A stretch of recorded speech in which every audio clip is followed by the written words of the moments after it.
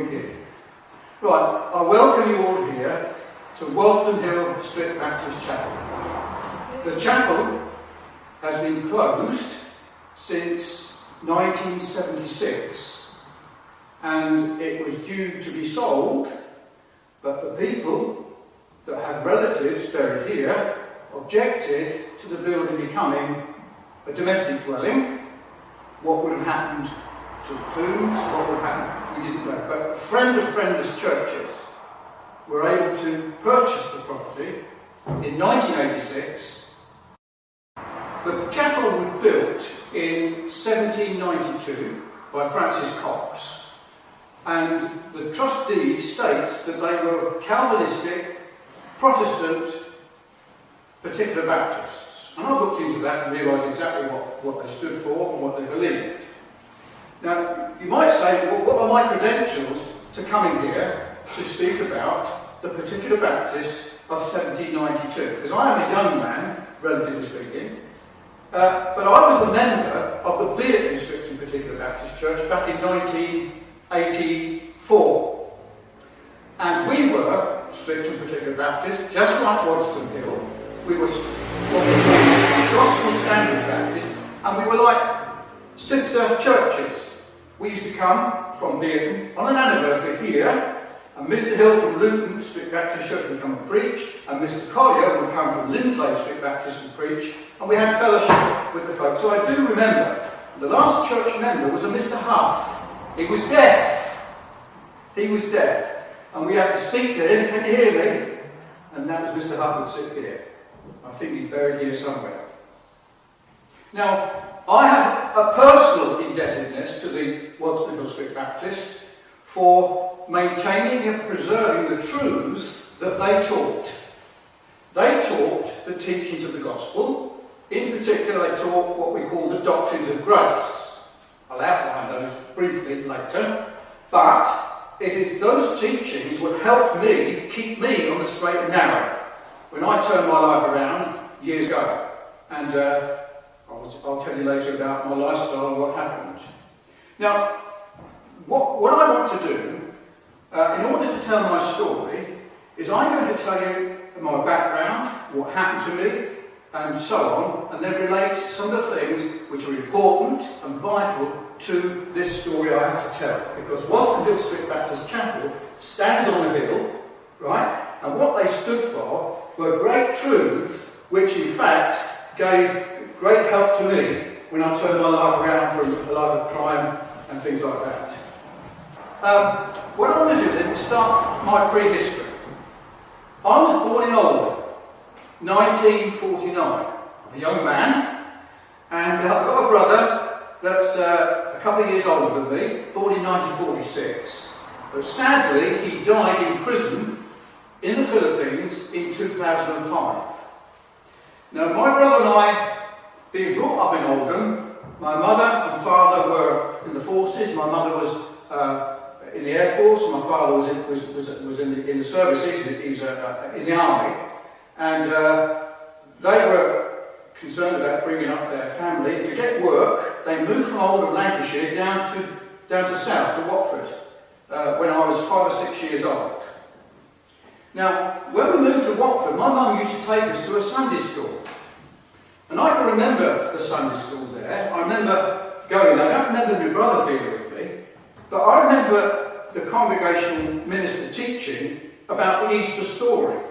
Now, the story of Easter is that they took Jesus and they crucified him. The Jews took him. They used the Roman governor, whoever he was, to Pilate, to have him crucified.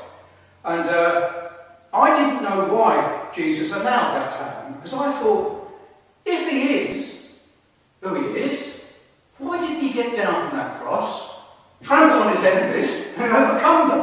But he didn't. He allowed them to crucify him. I didn't know the reason for that until years later when I learned myself. So,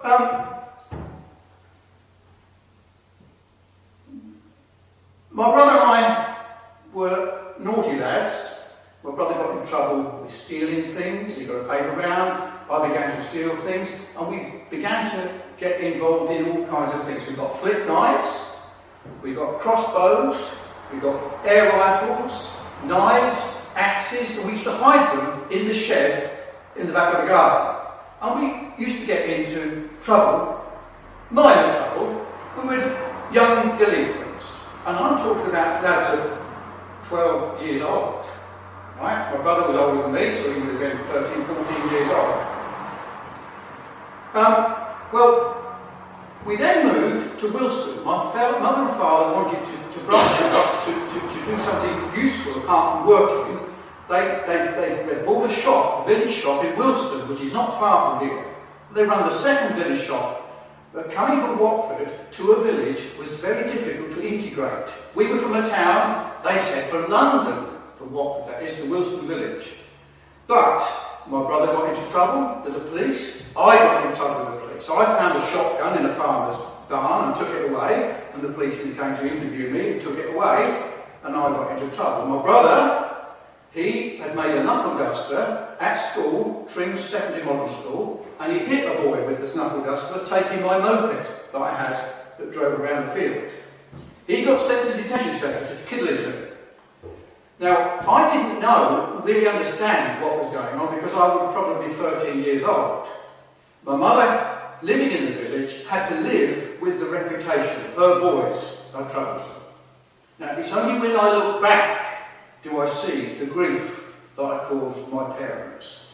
Mum virtually went through a nervous breakdown. She was prescribed the pills that the Rolling Stones used to sing about, the Librin tablets, to keep her on the straight, keep her on an even keel, and they moved from Watford to Aylesbury. So when we moved to Aylesbury, my brother, before we moved, coming out of the detention centre, he assaulted a policeman in Tring at the youth club. Then he got sent to Borstal, sent to detention centre again, Kidlington again, second round. So Mum was going really round the bend with her lads getting into trouble. So we moved to Aylesbury, and my brother made his way into the town and got mixed in with the young lads. Around 16-year-old, 17-year-old it was, come out of Borstal. When you've been in prison as a youngster, meeting amongst criminals, youngsters, you have a reputation. And you have to live up to a reputation, and you get worse and worse. This is what happened with my brother. Soon, he got in trouble with the police again. He stole some cars, and he got sent off to Borstal, Rochester Borstal. So, my brother was a Borstal boy at the age of 17 or 18. Now, at that time, I didn't know too much about my brother's lifestyle because Mum kept it from me. But we were like peas in a pod.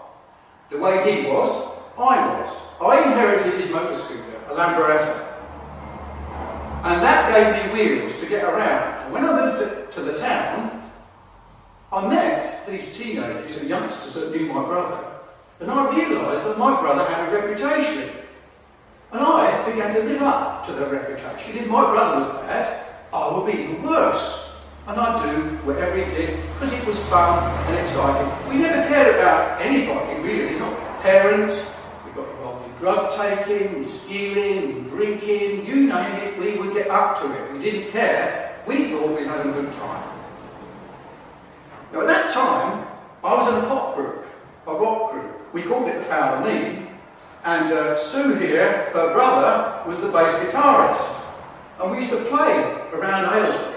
And I'm told by the lead singer who's not here, Malcolm Kirkham, that we were quite a good band. I wasn't really very good. I played rhythm guitar, but the point is, we loved rock and real music.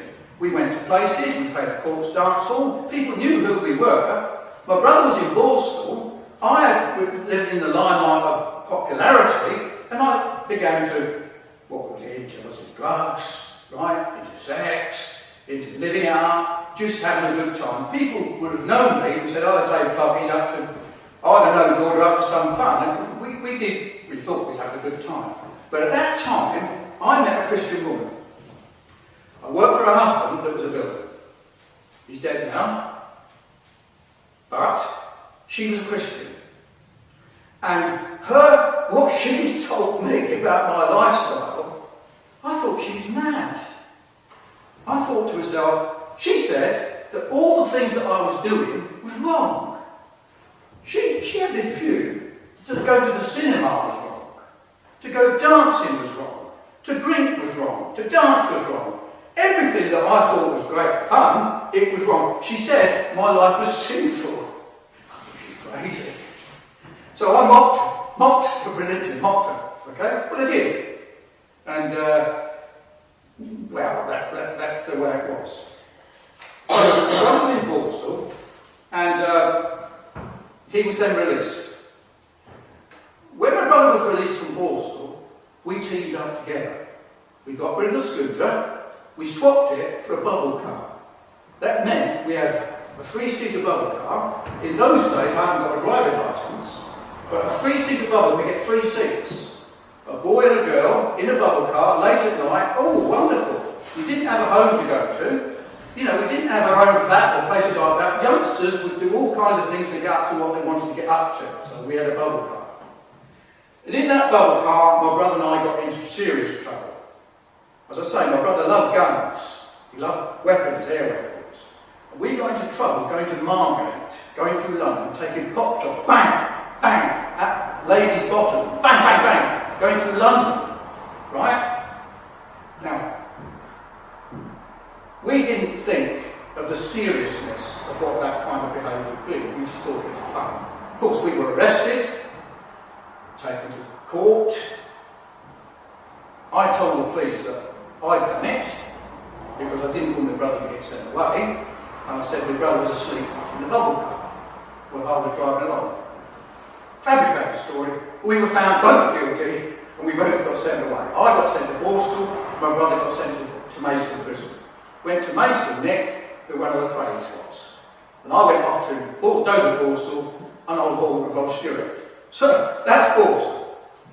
Now, when I was released from Borstal, they gave me a suit of clothes.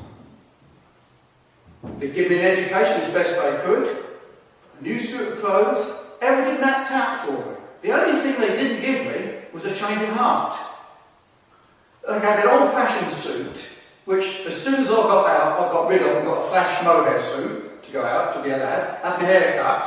You know, I came out a true Borstal graduate. In other words, I'd learned the tricks of the trade. I learned how to rob a house.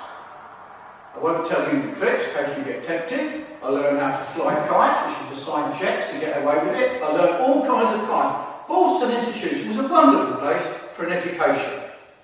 Serious. That's why they closed it down. I don't know what the remedy they had to do. I don't know what they did, but I've got some suggestions.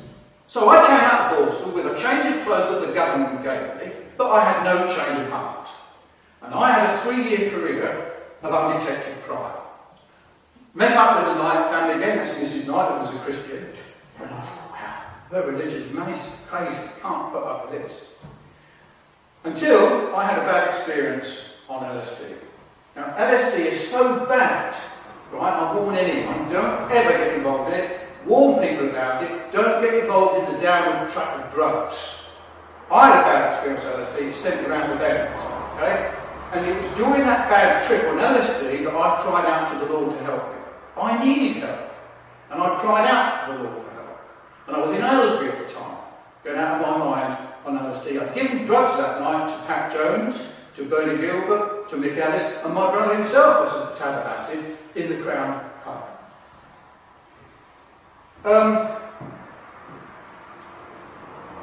Now, I just want to say something more about that, about my brother, because he was released from Borstal, from prison, and we had planned. He didn't want to go back to jail. He came out on home leave, which meant when you go on home leave, you have a few weeks on the outside to get a job, prepare for your release from prison. My brother came out on home leave, and he decided he wasn't going back to jail, regardless, couldn't cope with it. So we had planned to smuggle gold from Cyprus. And we'd made arrangements with an inmate, one of his colleagues on the out, in London, and we went there to do the deal. Collapsed, didn't work out. My brother was not going back to jail. So he was on the run for a year from prison. Okay? And he got a job, he got a girlfriend, and the girlfriend kept him on the straight and narrow. He got work, and he was working for a year at Pittston, working in Pittston, on wherever it was, doing, for the whole year. Now, on one occasion, this is, Paddy Dunn's not here, but Paddy Dunn was the local copper, and it was the local CID man, and he was on the lookout to try and catch crooks, crime, and everybody knew Paddy Dunn was the CID. And he was renowned for his drinking in the pub, picking up information. One day, Paddy Dunn saw my brother in the Crown pub. And he came up and he tried to catch him out. He said, Mick! Mick realised who he was speaking, Paddy Dunn, ignored him. And Paddy Dunn went up to him and said, oh, Mick, thinking he caught a crook. Mick turned around and said, no, I'm not Mick, I'm Dave. I don't know where my brother is. So he told Paddy Dunn it was me. Paddy thought Paddy never caught the fish. And Malcolm Kirkham wrote a poem about Paddy Dunn, and I was going to relate it to you, but later on, you're going to play, because Malcolm wrote the poem. The poem is called A Blessing in Disguise. There was a witless Irishman, an officer in the police, known and loved as Paddy Dunn. May his loathsome tribe decrease. For all his faults, and there are few, he knew the law down to the letter, or so he says, but we all knew he knew his Guinness better. He always was the optimist, on the bright side he did look. He thought one day when he's not pissed he's bound to catch a crook.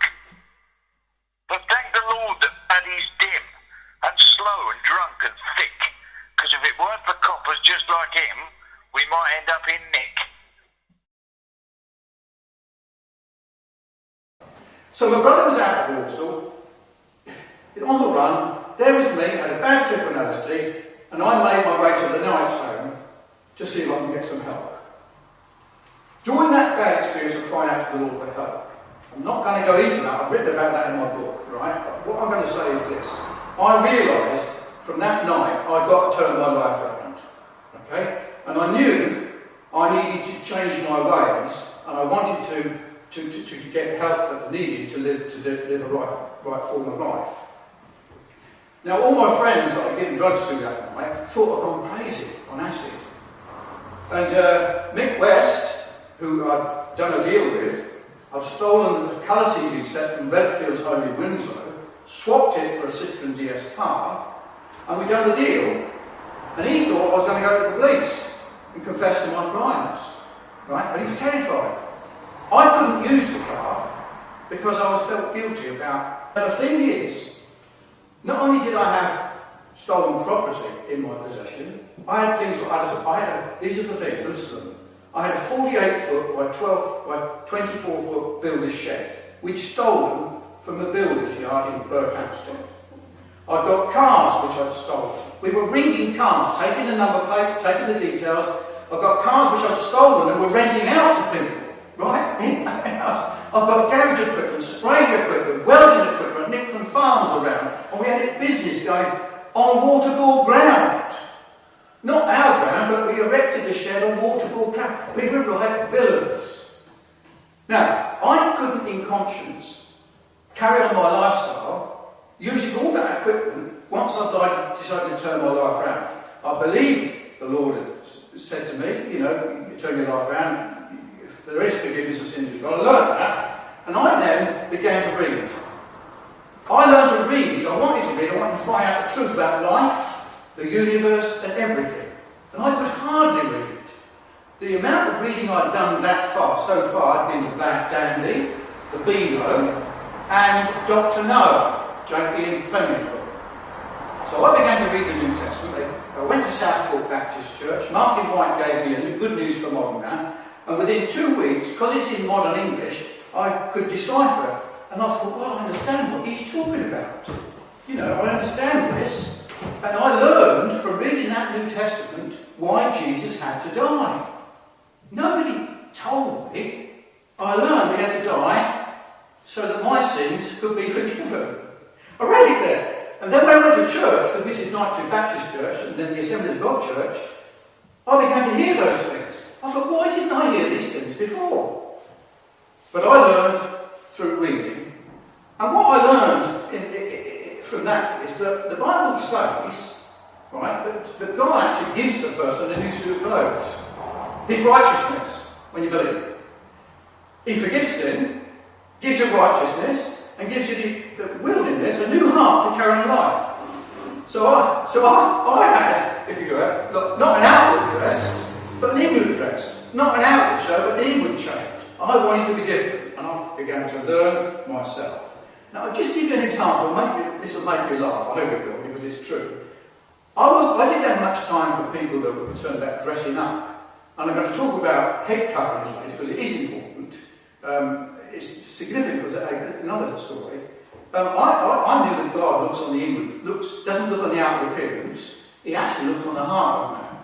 Right? Now, I went to church in my overalls, against a lot of people. People think that we should dress up for church. And I used to go, well, it didn't matter to me. So I went to church, and then the minister said, could anybody, would you, ask me, David, would I give a testimony to the church as to what the Lord had done for me that week?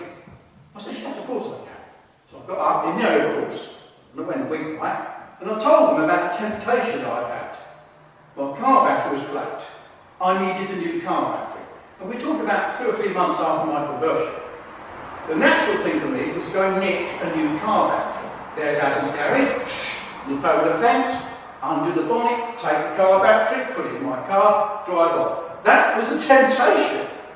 Now I believed, right, that I was being tempted by the devil. So this is in church. I said, bugger off, Satan. In church. Can you imagine? Dressed in overalls, telling Satan to bugger off in the church. Afterwards, one of the senior men came up to me and said, David, he said, you don't talk like that in church. And I didn't know he was telling me off, but my friends afterwards told me. But the point was, it was fact. It was a true situation. And I said that. I'm going to tell you another story later on. Now, the same gentleman that told me off, no, he didn't tell me off, he gently reproved me, moderate my language. He said to me, look, the good news of the Bible you're reading, he says, is not actually a reliable translation. What you need to do is read the authorised version, the King James Version. And he said the reason for that is because the King James Version is more faithful to the original text, and it preserves the truth of who Jesus actually is, the deity of Christ. The Good News Version doesn't actually teach those things. So I said, okay, I read it. And I looked into it, and I learned that he was probably right. So I began to read the authorised versions, difficult it might have been. The value of that was this: it improved my English. It gave me the ability to read books which I needed to read to keep me on the straight and narrow. I began to read books like John Bunyan, John Calvin, John Owen, Martin Luther, all the old reformers' books that this chapel building taught, the doctrines of grace, the doctrines of predestination, things like that. I learned these things from reading myself using the old-fashioned language. Okay. Now, that was good. Not only that, it prepared me for higher education. Having learned to read and understand, I educated myself, and later on, I did actually want to get more education. I didn't want to go to Bible college, because I didn't want to come out like these vicars that were sopping, wet, and didn't know what life was all about, I hadn't lived. So I decided not to go to Bible college. I would go to a teacher training college, learn to teach, and then I could teach any subject I like, provided I knew the subject. That's what I did later on. Now, I've spoken about dress. Another occasion I'm going to talk about dress now, and then later another one, because it's important.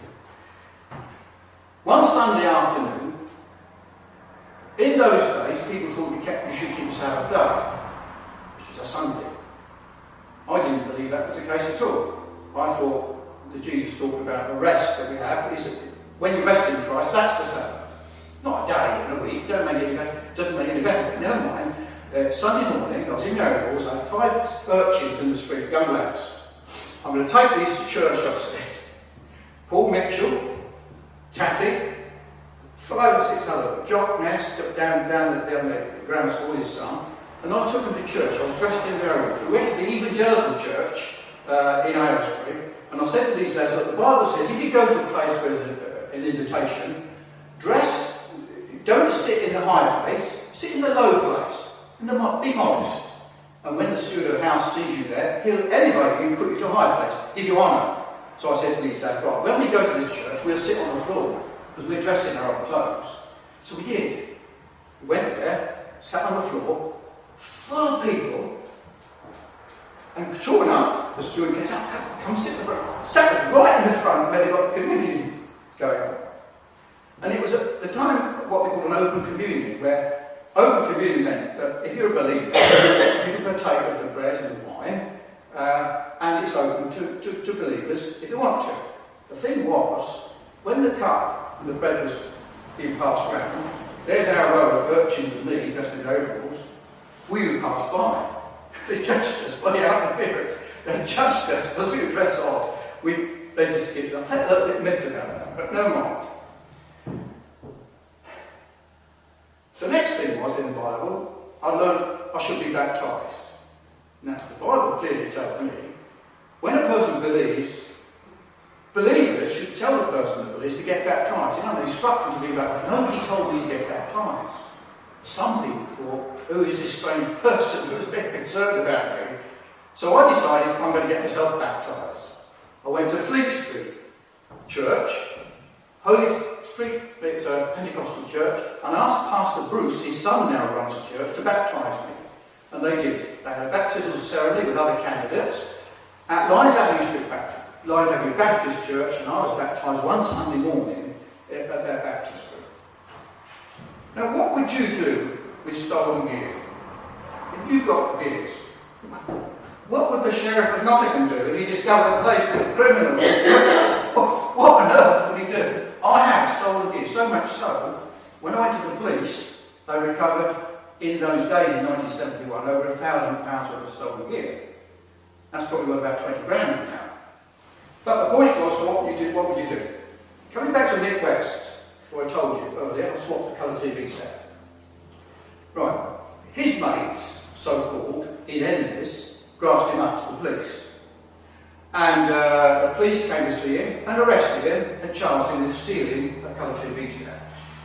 So he told the police where he got it from. The police came to see me, and I knew what I had to do.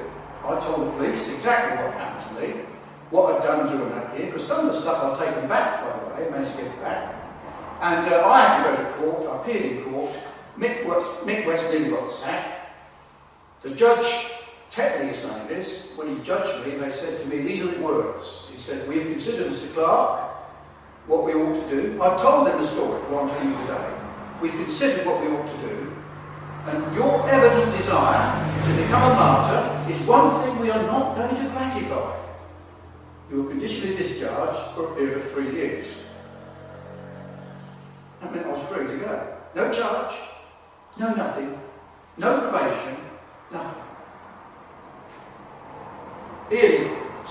Malcolm Kirkland was not here, but he thought I was a blagger. He thought I'd pull the wool over the magistrate's eyes. I hadn't at all, I was telling the truth, straightforward.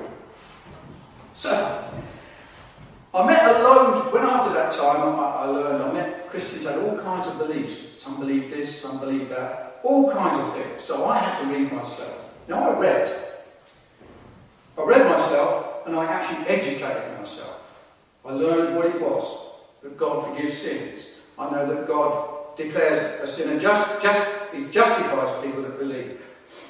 And I learned about God's predestination. That all things work together for good to them that love God and are called according to his purposes. And then I learned there were other churches that believed the things I'd come to believe in, and it was the Beard District and Particular Baptist Church. And it was that church, as the first church, the only church that I actually joined, really. First church I joined, because they held these truths. And it was then that I learned they were in fellowship with the church here.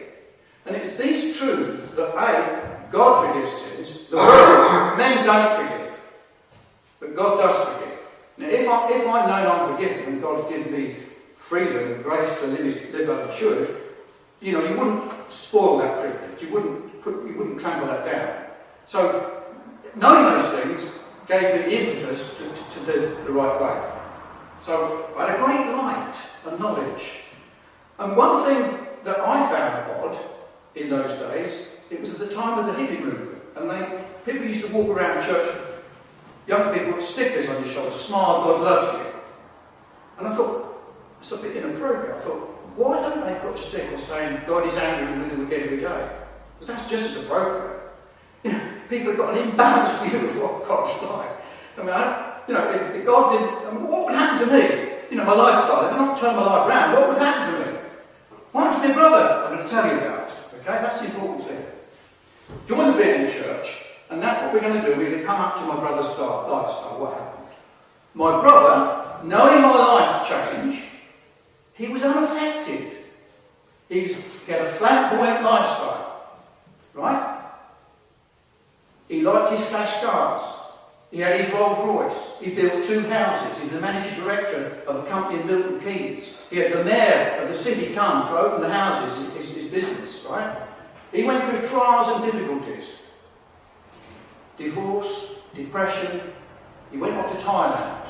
Got in trouble in Thailand in his movie making business. You can imagine what he was getting up to. He had to flee the country.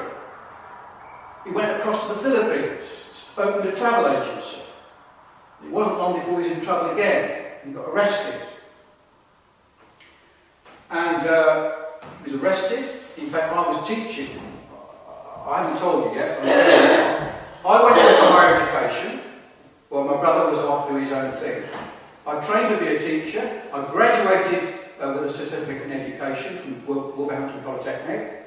The teaching certificate was awarded by Birmingham University. I taught electronics for 22 years in colleges of higher and further education. The church at Bearton ordained me as a minister to preach, whilst my brother was out doing his trips.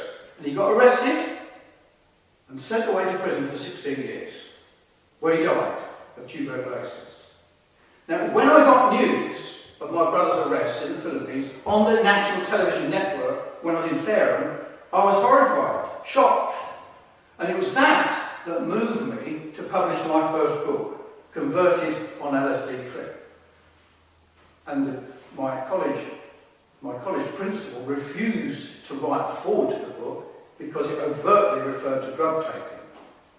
Well, I wasn't talking about drug taking at all. I was simply using the Bucks Herald headline news, which told of my conversion, to attract attention to people to read the story.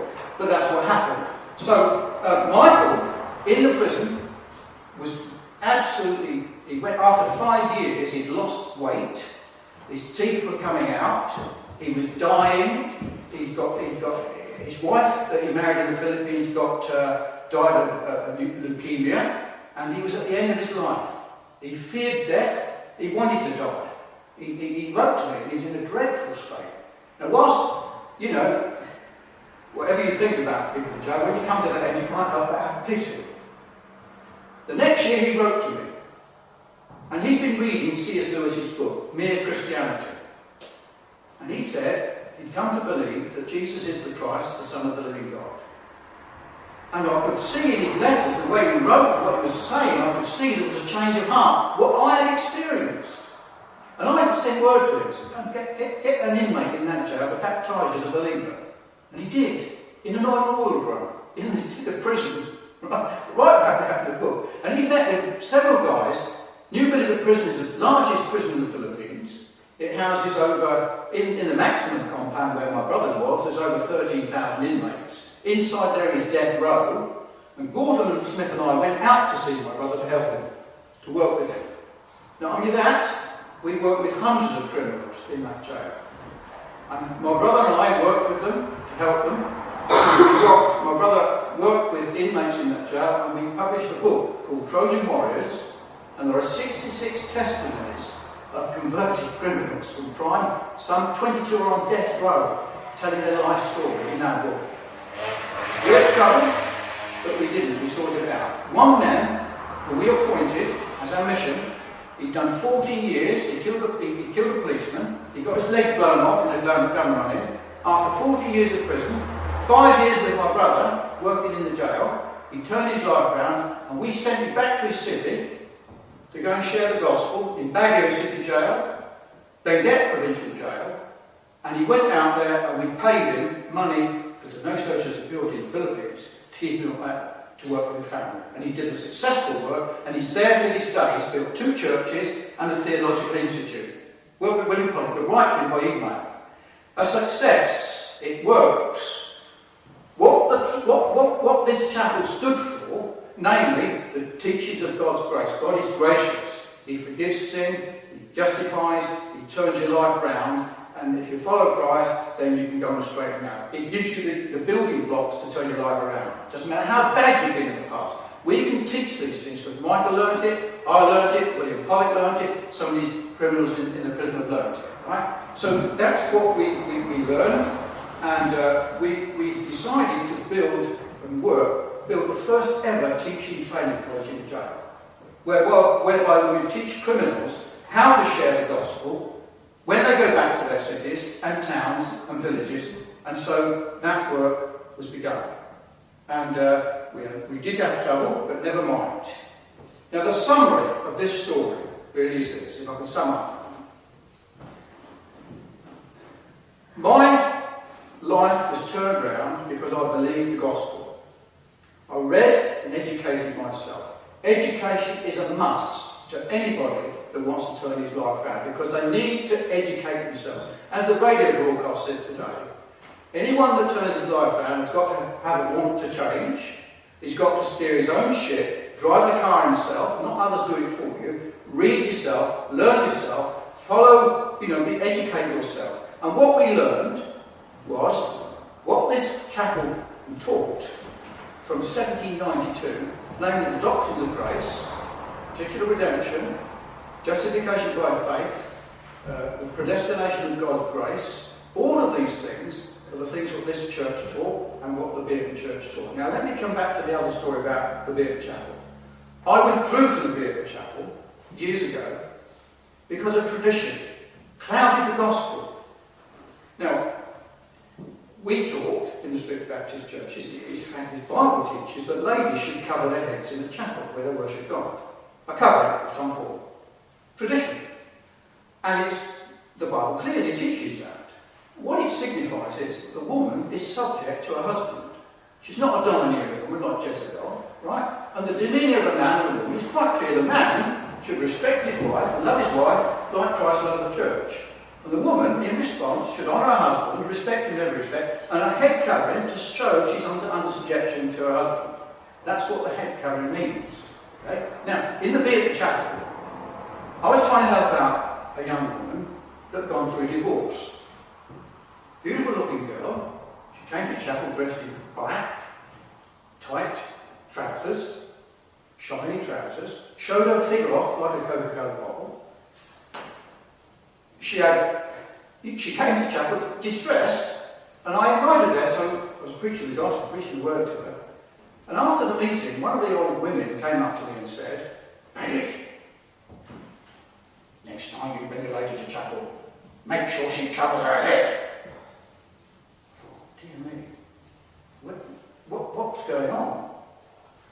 The tradition had overclouded the mission. There was a woman in need of help. There was another woman, a senior woman, telling me to make another woman cover her head when it's totally inappropriate. If that girl was a believer and wanted to follow God, she wanted to be, to be reasonable in her behaviour, she would do that naturally. Yeah? That's why I said about covering your head. It's a funny story, it's real. Absolutely real. Now, because of that kind of tradition in the strict Baptist church, that's why they're dying out. This church is deceased because they held on tradition and they threw the baby out with the bathwater. The doctrines of grace. Jesus came into the world to save sinners, that he died to save his people from their sins, that he gives power to live in this world, he gives us the ability to live in this world. He teaches us the way, all found in the Bible. Now, coming to the story. Now, I've decided, because a lot of people can't read, the sort of people I want to reach, in jail and prison, we decided to turn our story into a punk rock opera. And I've written a punk rock opera called Borstal, and we've got all songs ready. I've got a band now I've appointed to do the musical tracks. Thankfully, last week, the present governor at Aylesbury is chuffed to pieces to want to run this story as a punk rock opera in Aylesbury. And he wants to do 2 batches of 100 students, bang, followed by another, to tell the story.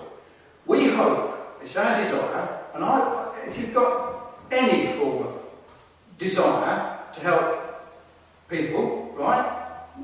You can't turn criminals out in the street without trying to help them out.